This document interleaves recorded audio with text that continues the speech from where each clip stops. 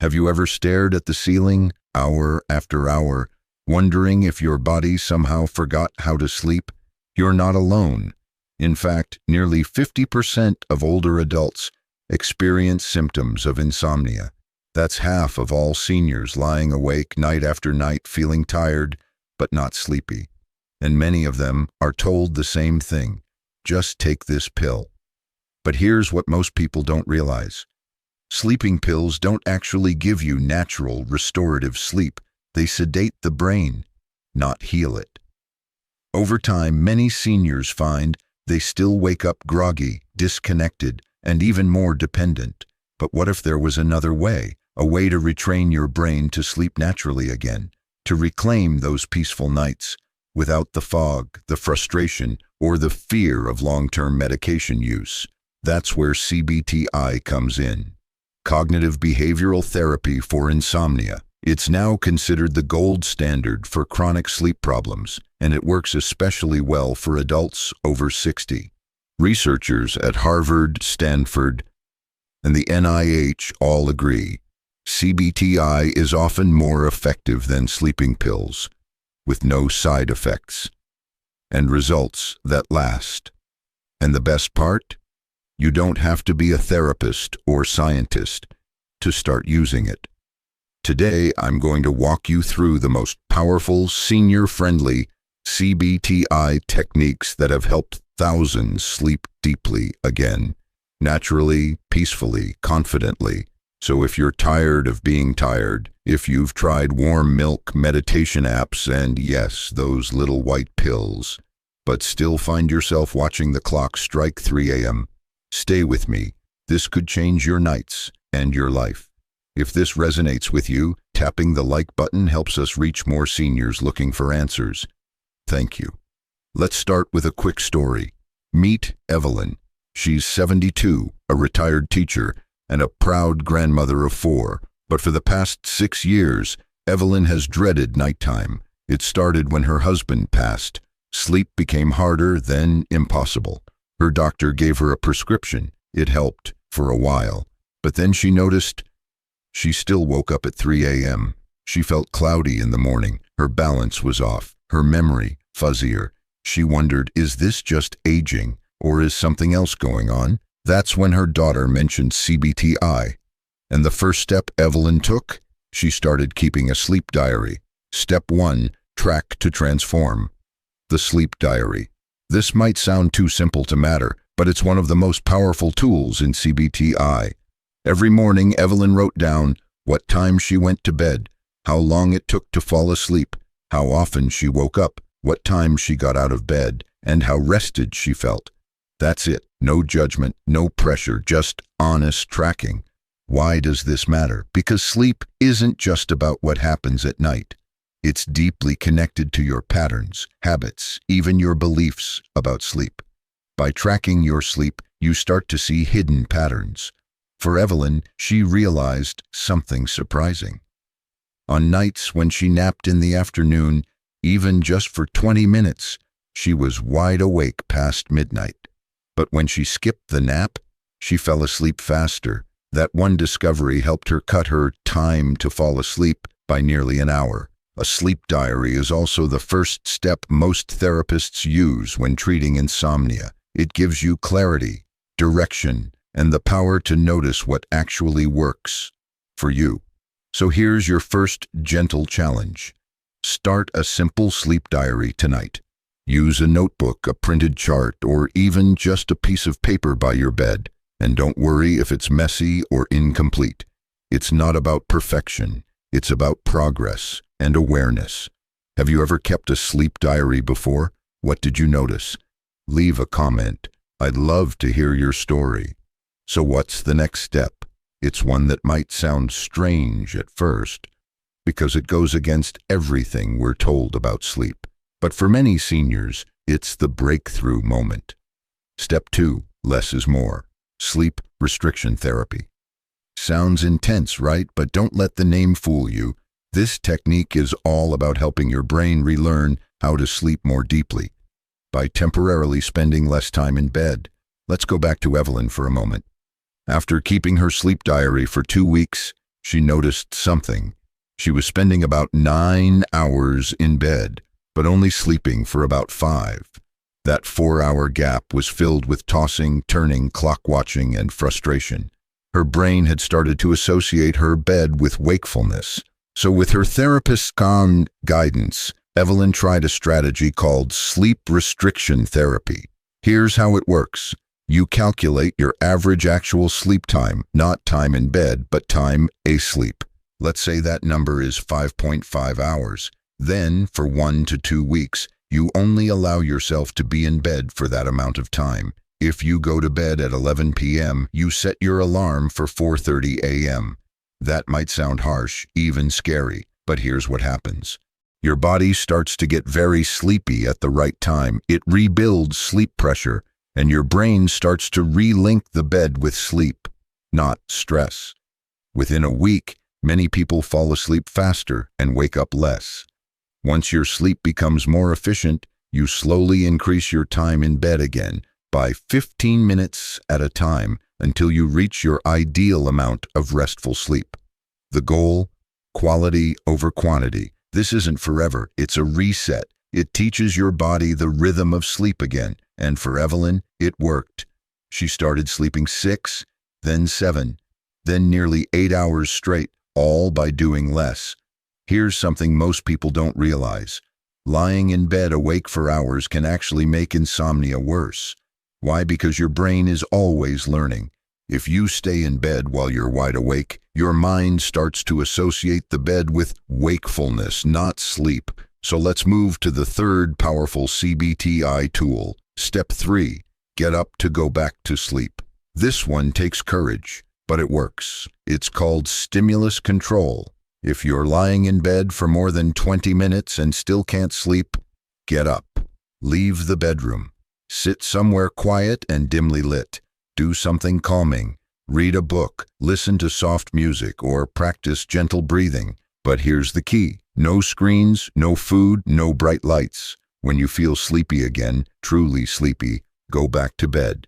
It might take a few nights to get the hang of it, but this technique retrains your brain to see the bed as a place for sleep only, not worry, planning, or rumination. Evelyn said this one felt the most uncomfortable at first, but within 2 weeks, it became her secret weapon.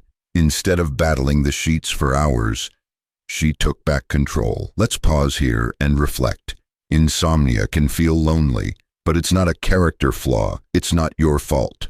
Sleep struggles are often the result of patterns, deeply wired, often invisible, that can be changed. That's what CBTI teaches us. It's not just about tricks or tips. It's about healing the relationship between your body, your mind, and your bed, and that healing is entirely possible. In just a moment, we'll look at 2 more daily changes that can dramatically support your sleep, especially for seniors. One of them involves a cup of sunlight. The other, a surprising truth about those wind-down habits you might think are helping. Step 4, get outside early, the morning sun trick.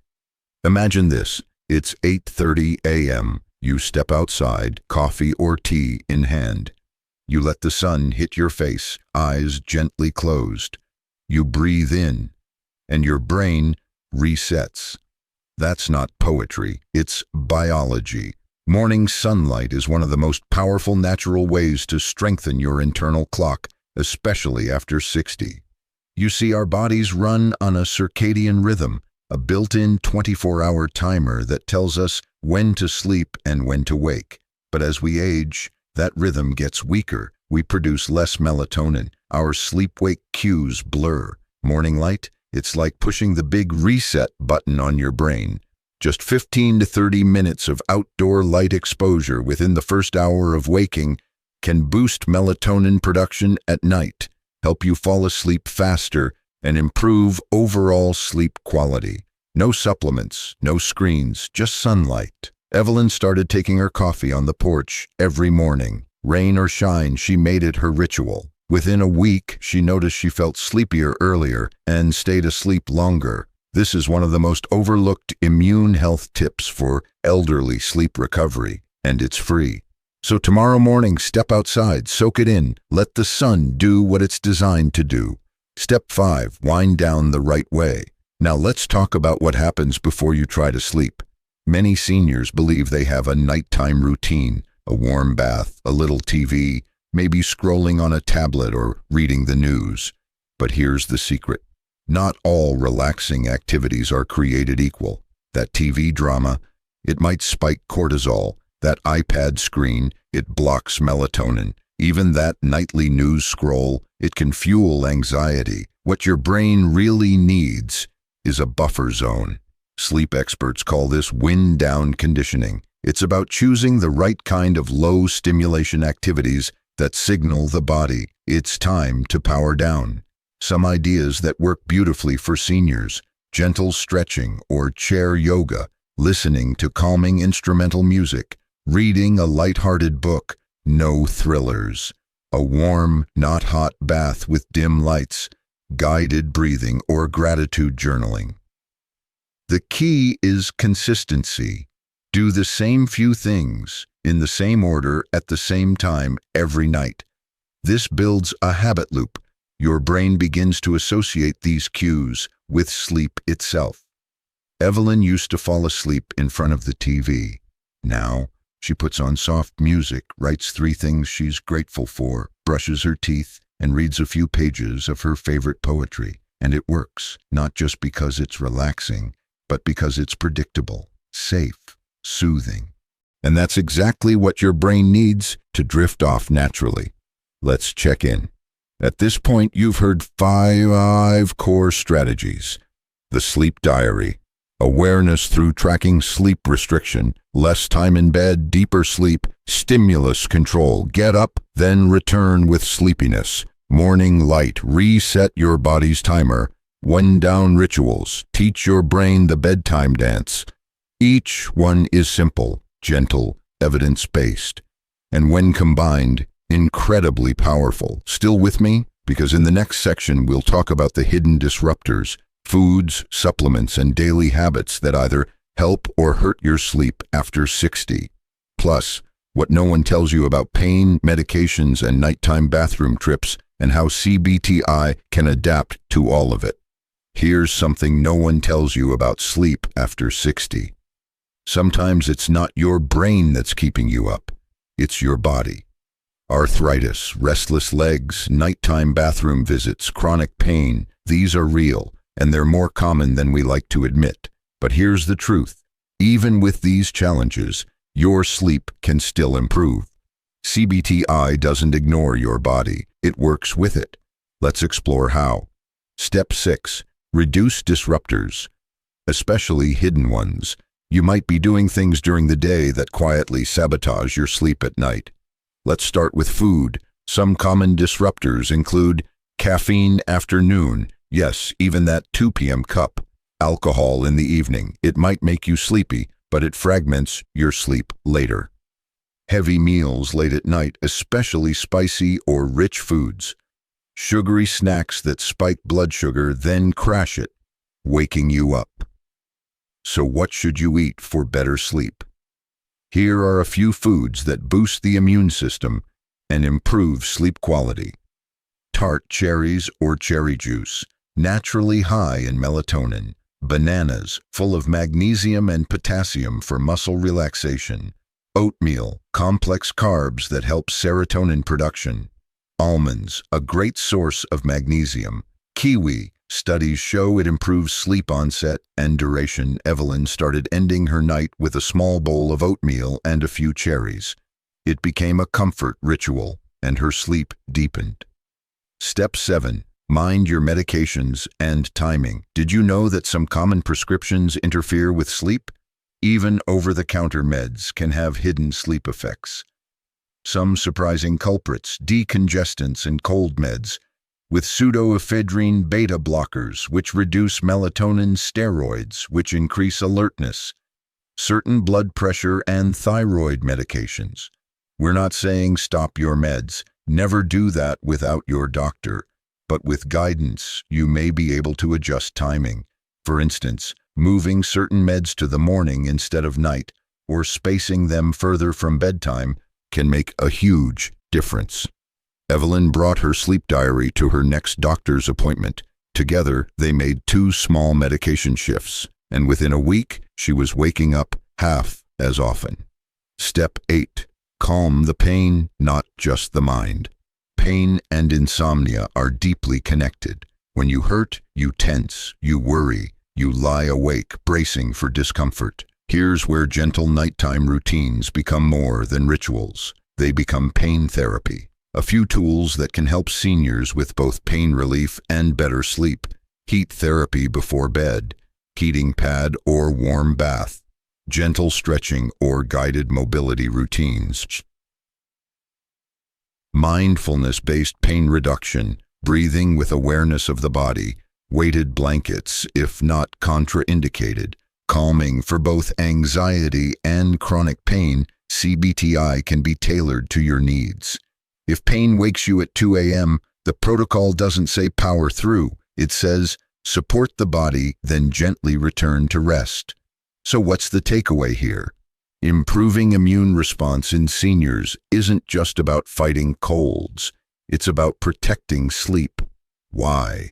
Because sleep is where healing happens, where your white blood cells regenerate, where your brain clears toxins, where your mood stabilizes, memory strengthens, and your body repairs.